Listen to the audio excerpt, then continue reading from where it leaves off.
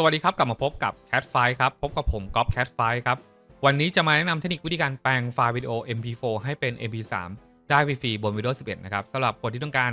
แปลงไฟล์วิดีโอนะครับต้องการเป็นไฟล์เสียงนะครับก็คือเอาไปใช้ฟังในรถหรือเอาไปให้คนอื่นฟังนะครับเป็นสื่อการเรียนการสอนก็ได้นะครับเราสามารถแปลงไฟล์ได้ง่ายผ่านตัวโปรแกรมชื่อว่า Format Factory นะครับซึ่งเดิมเนี่ยพี่ก๊อฟเคยแนะนำคลิปแบบนี้มาแล้วรอบนึงแต่ว่าเป็นโปรแกรม Format Factory อีกแบบหนึ่งนะครับซึ่งบางคนบอกว่าพอจะไปติดตั้งเนี่ยมันมีไวรัสนะครับติดตั้งไม่ได้บ้างยังไงบ้างนะครับ Windows อาจจะไม่รองรับนะครับพี่ก๊อฟก็เลยแนะนำคลิปนี้เพิ่มเติมชื่อว่า Format Factory เหมือนกันนะครับแต่ว่าสามารถติดตั้งได้ง่ายกว่าเพราะว่าอันนี้นะครับ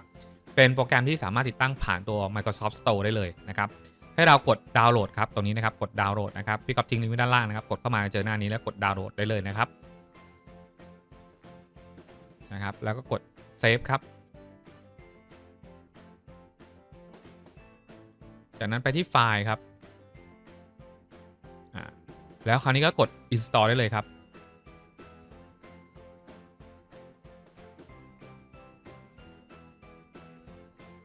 เมื่อติดตั้งเสร็จเรียบร้อยนะครับก็จะปรากฏหน้า Format Factory ขึ้นมาแล้วนะครับพี่ก็ขอปิดด้านหลังก่อนนะครับขั้นตอนใช้งานนั้นง่ายมากๆครับก็จะมีหัวข้อ Video to Audio ครับ Video to Audio ก็คือกดตรงนี้ได้เลยครับจากนั้นก็ไปเลือกไฟล์วิดีโอที่คุณมีอยู่ในเครื่องของคุณนะครับว่าต้องการแปลงไฟล์ไหนก็คือไปเลือกที่ตรงนั้นนะครับแตะเข้าไปแล้วกด Open นะครับแต่ก่อนจะ Open พี่ก็คลิกขวาดูก่อนนะครับแล้วก็เลือก Property นะครับอันนี้เป็นไฟล์ MP4 นะนี่เห็นไหมครับ MP4 นะครับแล้วกด Open เข้าไปนะครับสามารถแปลงพร้อมๆกันหลายๆไฟล์ได้นะครับก็คือกดบวกนะครับเนี่ยเพิ่มได้นะครับไปเพิ่มไฟล์วิดีโอเพิ่มเติมได้อีกนะครับเอาล่ะเมื่อเราได้ไฟล์แล้วนะครับคราวนี้เรามาตั้งค่าเพิ่มเติมนะครับว่าต้องการเป็นนามสกุลอะไรนะครับก็คือตัวนี้นะครับก็คือเราสามารถเลือกได้ตรงนี้นะครับตรงนี้ฮะปึ๊กนะครับคราวนี้เราก็มาเลือกที่หัวข้อ MP3 นะครับจากนั้นนะครับเลือกกี่ Channel เลือกได้เลยครับว่าต้องเป็น1 Channel 2 Channel เลือกได้ครับนะครับเลือกคุณภาพนะครับตัวนี้คุณภาพเสียงเนี่ยต้องการเป็นแบบไหนนะครับพี่ก็ขอเลือกแล้วกันอย่างนี้นะครับ Bitrate ต้องการเป็นคุณภาพเสียงระดับไหนเราสามารถเลือกได้อีกนะครับ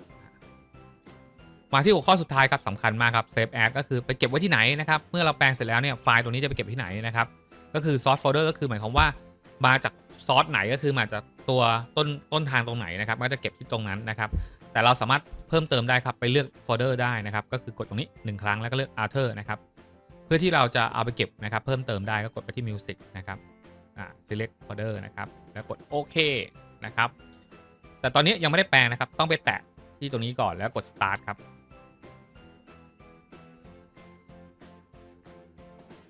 เรียบร้อยแล้วนะครับเนี่ยครับแปลงได้ฟรีๆเลยนะครับไม่มีค่าใช้จ่ายอะไรทั้งสิ้นแล้วก็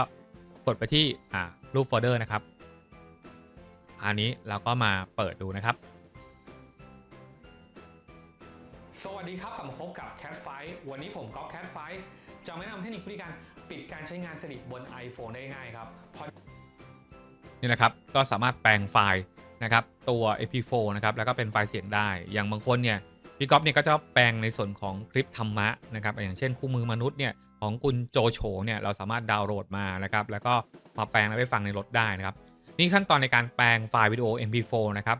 ให้เป็น MP3 นะครับได้ง่ายฟรีๆบน Windows 11 ที่เราควรรู้ครับและนี่ก็เป็นเทคนิคนะครับที่มาฝากกันในวันนี้ถ้าชอบกดไลค์ถ้าใช่กดแชร์ก่อนจะจากกันไปครับอยากให้กำลังใจพวกเรานะครับสามารถกดซุปเปอร์แตงนะครับเพื่อเป็นทุนทรัพย์ในการพัฒนาช่องต่อไปหรือจะกดติดตามและกดกระดิ่งนะครับจะได้ไม่พลาดคลิปใหม่ๆของเราแล้วพบกันใหม่ในคลิปต่อไปกับ Cat Fight ครับ